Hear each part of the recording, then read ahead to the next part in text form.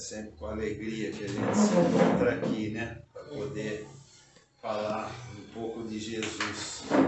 E ainda mais no dia de hoje, que a gente é um dia tão, todo mundo se abre para ele, né? Que ele passou com tanta dificuldade, né? O que ele passou. E foi com um propósito, né? De querer trazer alguma coisa positiva para a gente.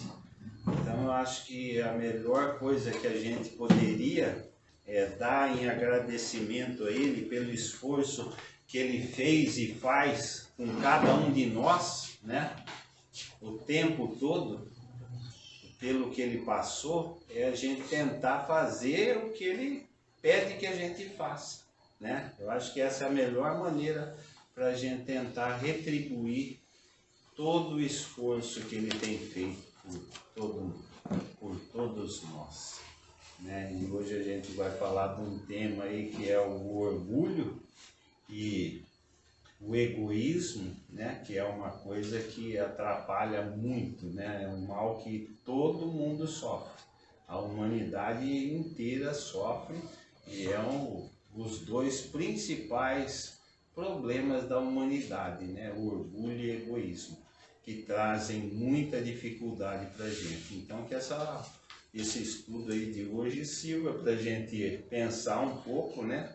E tentar diminuir, porque acabar com ele não é fácil. Olha, então vamos procurar ver o que o Espiritismo aí mostra para a gente, né? Para a gente tentar lutar contra esses dois dragões que vivem tão presente dentro da gente, né?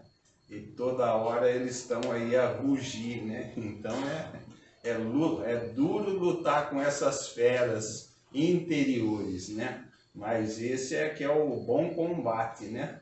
Se reconhece o verdadeiro espírita pelo esforço que ele faz para mudar suas más tendências, né? E essas duas tendências nossas nos atrapalham por demais a se aproximar de Jesus, consequentemente da nossa felicidade, que é o principal objetivo das nossas vidas, né? Sermos felizes.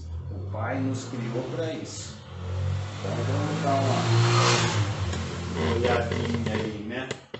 É bem sabido que a maior parte das misérias da vida tem origem no egoísmo dos homens, né? Então as nossas dificuldades maiores que causam muitos problemas estão no nosso egoísmo. O egoísmo, por sua vez, se origina do orgulho. Então ele vem do orgulho, né? Então o egoísmo e o orgulho nascem de um sentimento natural, o instinto de conservação.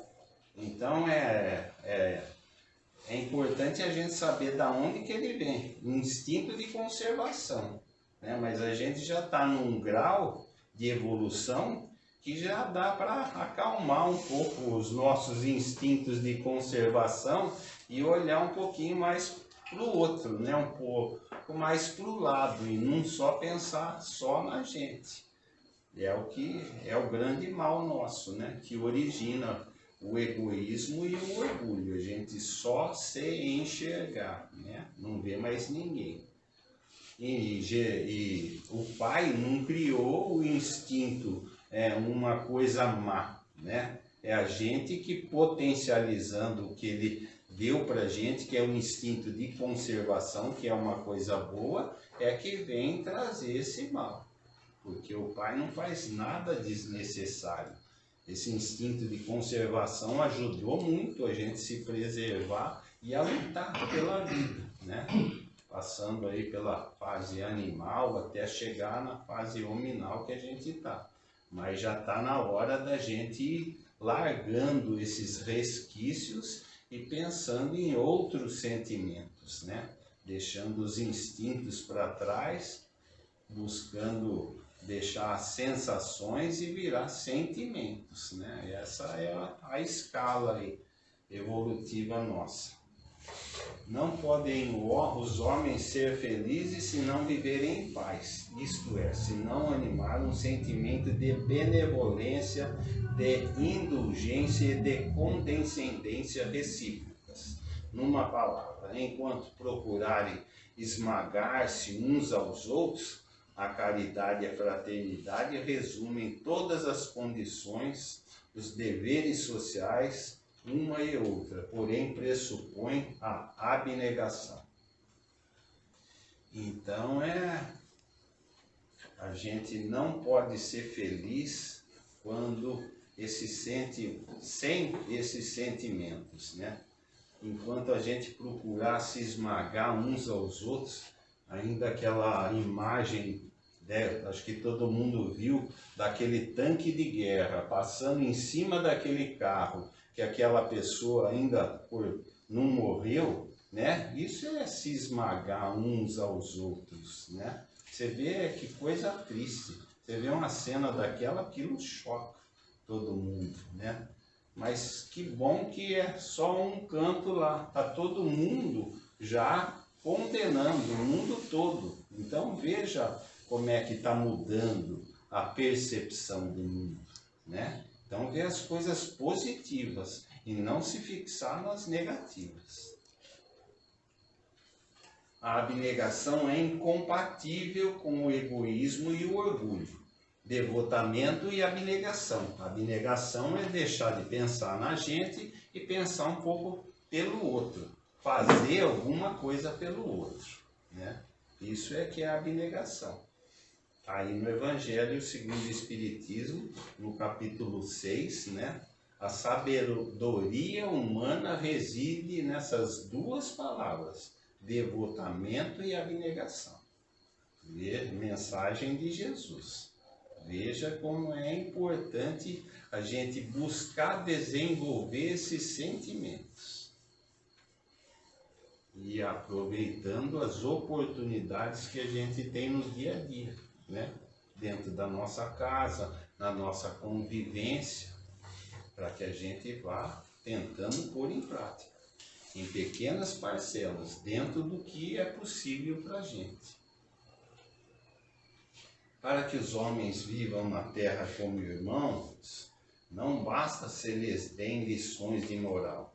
Importa destruir as causas de antagonismo, atacar a raiz do mal, o orgulho e o egoísmo. Então a gente tem que tentar combater essas duas feras que estão muito presentes em nossas vidas e nos atrapalhando muito. Impossível dir-se-á destruir o orgulho e o egoísmo. São vícios inerentes à espécie humana. É claro que todo mundo tem, mas já se vê muitas pessoas devotadas e abnegadas. Então, se vê pessoas devotadas e abnegadas, é que elas venceram o orgulho e o egoísmo delas. Está cheio de pessoas assim. Madre Teresa de Calcutá, Gandhi libertou o povo hindu, Nelson Mandela, 27 anos preso numa penitenciária, libertou o povo negro do apartheid, aquela pressão dos brancos sobre os negros. Olha só, 27 anos numa prisão, pensando nos outros. Então você vê como tem exemplos, como é possível, né? E a gente precisa, se a gente não tem essa potencialidade ainda, vamos buscar desenvolver.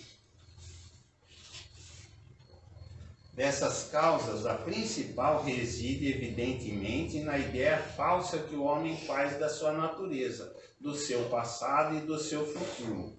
Por não saber de onde vem, ele se crê mais do que é. E não sabendo para onde vai, concentra na vida terrena todo o seu pensar. Acha tão agradável quanto possível. Anseia por todas as satisfações, por todos os gozos. Essa é a razão porque atropela sem escrúpulo o seu semelhante se este lhe opõe alguma dificuldade. Então aquele que não acredita em vidas passadas e nem que vai continuar vivo, ele só enxerga a vida presente. Então ele luta com unhas e dentes para desfrutar dessa vida atual. Então o Espiritismo é ótimo porque ele mostra que você já viveu e vai viver. E vai depender o teu futuro do que você faz hoje. Agora, aquele que tem a visão só presente, só dessa encarnação, então a gente também tentar entender essas pessoas que estão nessa dificuldade. O porquê eles agem assim, né? Porque amar aqueles que fazem tudo certo a gente consegue, mas a gente amar aqueles que estão errando, né? Está aí no Evangelho segundo o Espiritismo: amai os vossos inimigos, aqueles que estão num grau de erro clamoroso. Então é muito difícil ainda para a gente.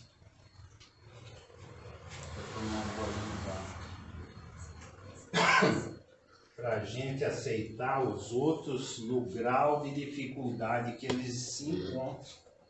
E a gente... O que Jesus falou dos dois principais mandamentos? Deus acima de tudo e o teu próximo como a ti mesmo. Ele não falou só aqueles que estão fazendo bem, a todos, indistintamente.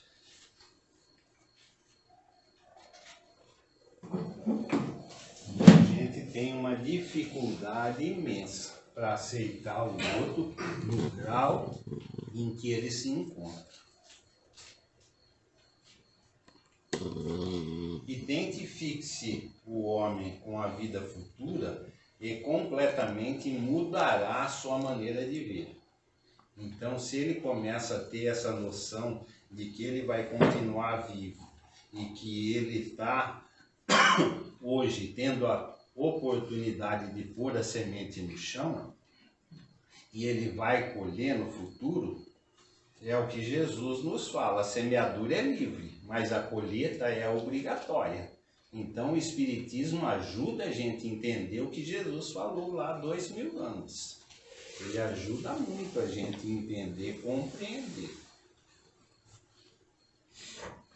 Ele trabalha no presente com o fito de assegurar a sua posição no futuro, tanto quanto sabe em que condições poderá ser feliz. Como que eu vou poder ser feliz? Fazendo para o outro o que eu gostaria que nos fosse feito. Agora, se eu vivo no egoísmo e no orgulho, qual será a minha colheita futura da minha vida, na minha próxima existência? A hora que eu chegar do outro lado, eu já vou sentir as consequências. Dificuldades imensas. Então a gente precisa estar vendo bem que semente que eu quero pôr na terra hoje. Está selecionando as sementes. Se eu sofro já nessa encarnação problemas, é que no passado eu não fiz uma semeadura tão boa assim. Então meu futuro depende da semeadura atual. Então é importante que a gente esteja atento, né, no que eu estou semeando. E um exemplo atual de quem semeou e entendeu a vida futura é o nosso irmão Salvador, que desencarnou aí esses dias. Então, ele entendeu e pôs na prática, fazendo para o outro o que a gente gostaria que nos fosse feito, trabalhando para o outro, construindo para o outro muros, erguendo telhados que a pessoa estava batendo a cabeça embaixo, quente, abafado, trabalhando de noite, trabalhando de pedreiro de dia, sem cobrar um tostão. Isso é na prática. Então, esse é um exemplo. A espiritualidade falou aqui há uns 2 anos atrás que a gente tinha que aprender muito com ele. Então, que esse exemplo dele esteja vivo na nossa mente e que a gente procure fazer para o outro alguma coisa de bom. Que isso vai ajudar muito na hora do nosso desencarne. assim como tivemos a notícia nessa semana que ele estava sendo muito bem amparado. Ele tinha aceitado 2 dias antes do desencarne dele. Por quê? Por merecimento. E aí? A hora do desencarne é uma hora que a gente está sozinho. Nós e as nossas ações. Vamos desfrutar de pessoas que vão nos auxiliar? A lei do Pai é justiça, amor e caridade. É justo. Fez por merecer? Fez alguma coisa? Trabalhou? Pensou no outro? Se movimentou nessa direção? Então eu acho que é isso que a gente precisa assimilar e aproveitar o tempo da nossa encarnação, que é curto. Eu sempre falo, está muito mais próximo da gente ver os resultados do que a gente imagina. Olha aí o nosso irmão Salvador, estava aí até esses dias com a gente. E pode ser qualquer um da gente. Estou hoje aqui, amanhã eu não estou. Então, quando que eu vou ver o resultado de uma maneira mais efetiva? Na hora do meu desencarne, a hora que eu chego do outro lado, eu vou ver o que eu tinha programado para a minha vida, o que eu consegui cumprir, o que eu não deixei de fazer. Porque cai aqui na materialidade, a gente só pensa nos desfrutes da vida. Impera o quê? O egoísmo e o orgulho. Então é para isso que a gente precisa estar atento. Para a gente estar aproveitando o tempo nosso da melhor maneira possível. Isso vai garantir uma boa estadia do outro lado. Está aí no Evangelho. Aquele que pode pagar vai ter um bom lugar lá do outro lado. Aquele que não pode, mais ou menos. Aquele que não tem nada, vai dormir no relento. Mas não é com esse daqui. Esse daqui lá do outro lado não vale nada. São as boas ações que a gente praticou aqui. É esse o futuro nosso. Tanto no desencarne quanto na próxima. Salvador estava trabalhando aqui, trabalhou 30 anos com o Dr. Ídio. Dr. Ídio trabalha aqui. Então daqui a pouco ele está trabalhando aqui, eu tenho a certeza, porque ele estava trabalhando aqui desse lado. Então já já ele se equilibra e vai continuar trabalhando.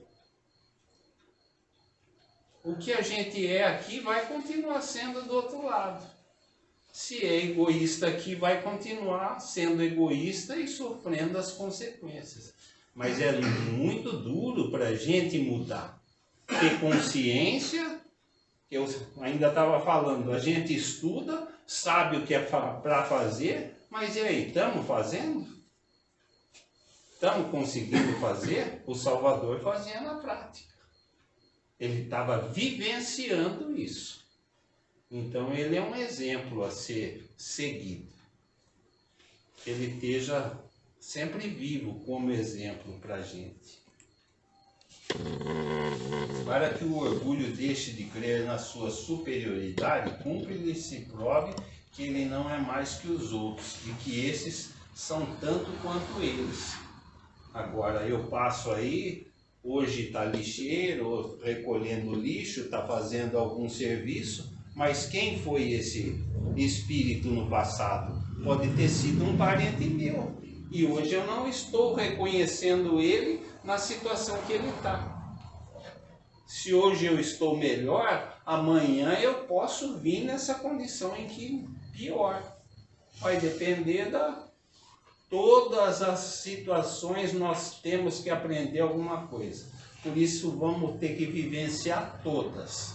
Então não vamos desprezar aqueles menos favorecidos com o nosso orgulho. Vamos respeitar todos como filhos de Deus. Na aprendizagem aqui dessa escola. Que está todo mundo aprendendo.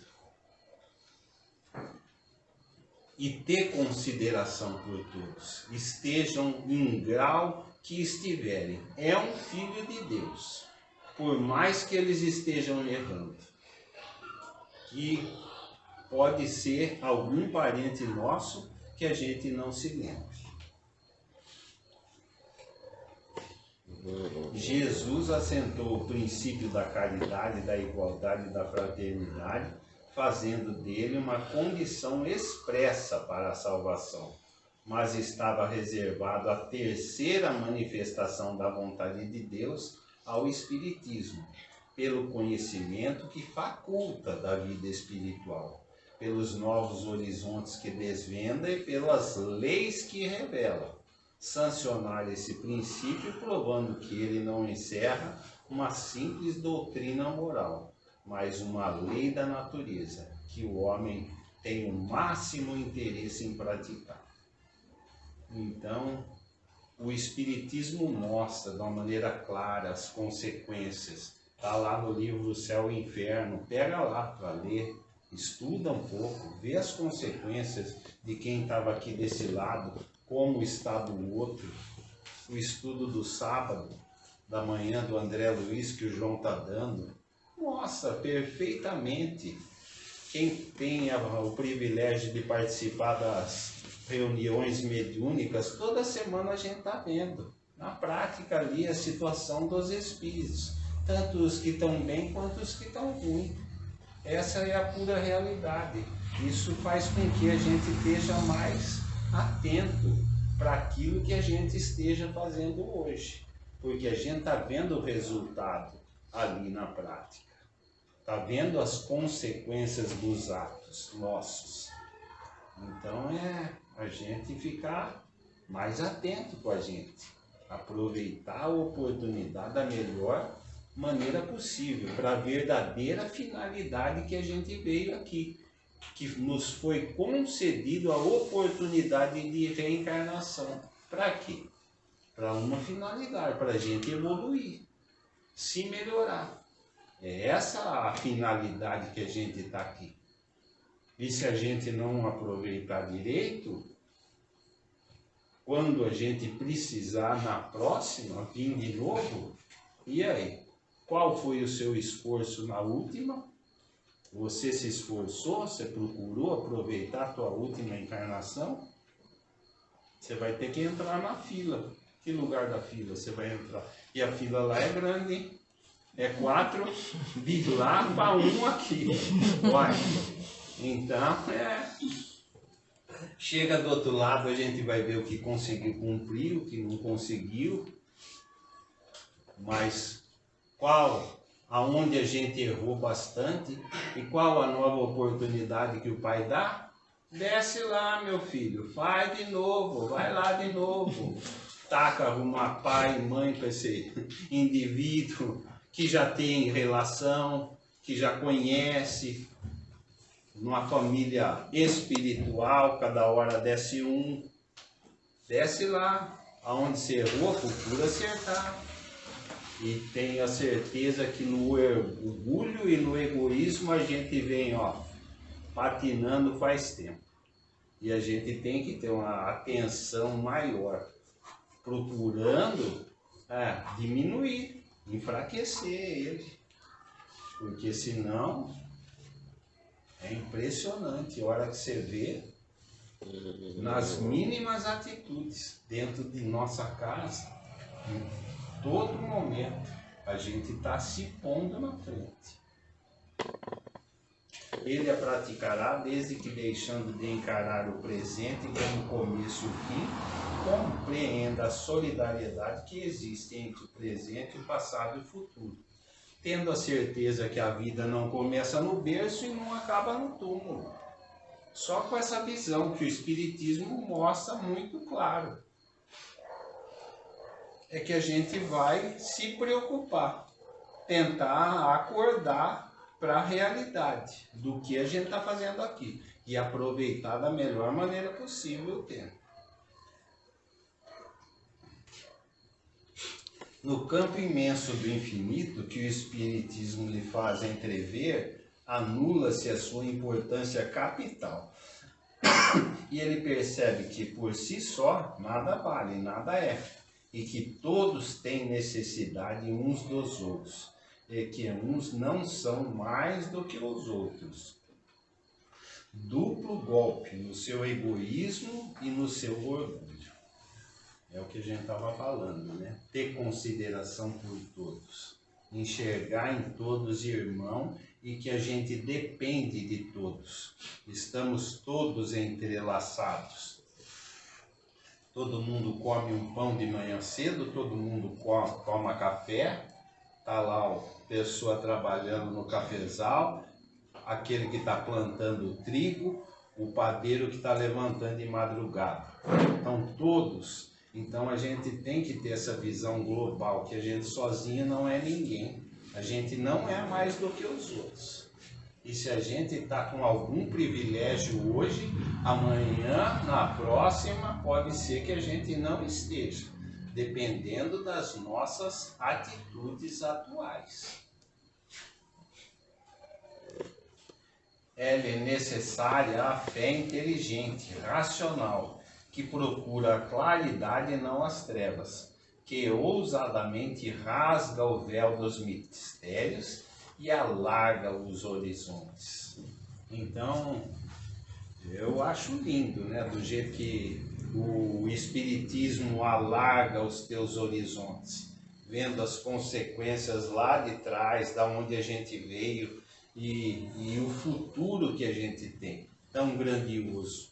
É para isso que Jesus veio, tentar acordar a gente para a realidade, para a gente sair desses problemas que atrapalham a gente e buscar vivenciar coisas mais lindas, mais bonitas, porque tem muita coisa bonita por aí, muito lugar bonito, muito sentimento bonito, mas vai depender do nosso esforço de sair da nossa situação atual em que a gente se encontra. O nosso padrão mental é baixo, o nosso egoísmo é forte. Então, para a gente sair disso, a gente precisa se esforçar, ler uma leitura boa, buscar coisas boas, pensamento positivo, confiança em Deus, Deus é Pai, não deixar ficar depressivo, negativo, deixar se envolver com pensamentos ruins, mas confiança. O Espiritismo está aí cheio de leitura boa para que a gente absorva e entre num padrão melhor. Mas para isso a gente precisa ter constância e esforço nessa direção. Para a gente mudar os sentimentos da gente é difícil, é trabalhoso. Mas essa é a verdadeira finalidade. E graças a Deus a gente tem um Espiritismo que mostra esses caminhos, que nos põe para a verdadeira felicidade, que a gente não vai encontrar aqui com o nosso egoísmo, com o nosso orgulho na parte material em que a gente foca tanto. A gente vai ter direito de ser feliz quando a gente proporciona algum tipo de felicidade para o nosso irmão. É lei de Deus, o que você faz volta para você. A gente só pode ser feliz assim. Então todo mundo tem condição de fazer alguma coisa pelos nossos semelhantes. Se a nossa capacidade é pequena hoje, vamos exercitar ela para que ela cresça. Jesus não quer muito da gente, não espera grandes efeitos dentro da capacidade da gente, mas vamos ter esses objetivos claros dentro da vida da gente, para que a gente se esforce. Uma vez que haja entrado decisivamente, é preciso ter essa decisão. Por esse caminho, já não tendo o que os incite, o egoísmo e o orgulho se extinguirão pouco a pouco, por falta de objetivos de alimento, e todas as relações sociais se modificarão sob o influxo da caridade e da fraternidade bem compreendidas. Então a gente entende a vontade do Pai. Qual que é a vontade do Pai? Que todo mundo se dê bem, todo mundo se respeite, todo mundo se auxilie. Quando todo mundo tiver esse sentimento aqui nesse planeta, a coisa vai melhorar. E já está melhorando, porque quando uma pessoa faz a coisa errada lá como está fazendo, você vê que todo mundo está contra ela. Então, a maioria já está acordando para isso.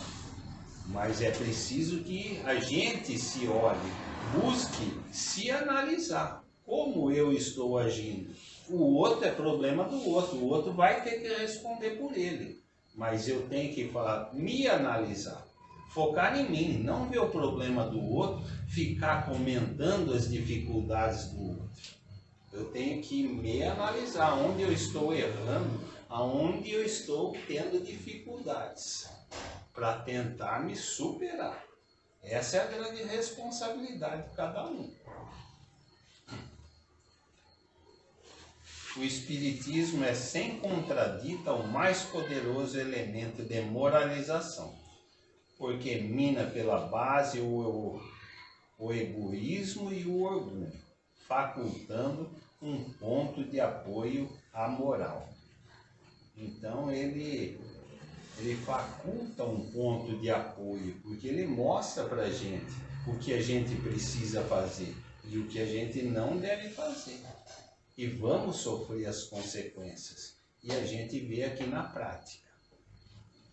Tanto nas reuniões mediúnicas quanto nos estudos, a gente vê. Então é essa a grande oportunidade, e eu acho que a gente, em consideração a Jesus, que hoje é um dia que todo mundo pensa nele, pelo esforço que ele faz, há quanto tempo ele trabalha pela gente, como a gente tratou ele aqui, né? E que consideração a gente está tendo com ele. Eu acho que a melhor maneira de a gente aproveitar o esforço dele é a gente se esforçando para se modificar, tentando pôr em prática como nosso amigo Salvador entendeu e praticou. Ele é um exemplo vivo que estava aqui e que merece toda a nossa consideração e respeito e exemplo a ser seguido. Fazer para o outro aquilo que nós gostaríamos que nos fosse feito. É isso aí, pessoal. Boa sorte para todos. Jesus, estejamos buscando a força dele, porque para se modificar não é fácil. E sem o auxílio dele, da espiritualidade superior que está sempre pronta a nos auxiliar, quando a gente faz qualquer movimento nessa direção, aí você sente o efeito na hora. Quando você faz alguma coisa de bom para uma pessoa, você sente a satisfação. Eu sempre falo que Deus paga à vista, os erros ele parcela, mas o bem que você faz, você sente na hora, é imediato.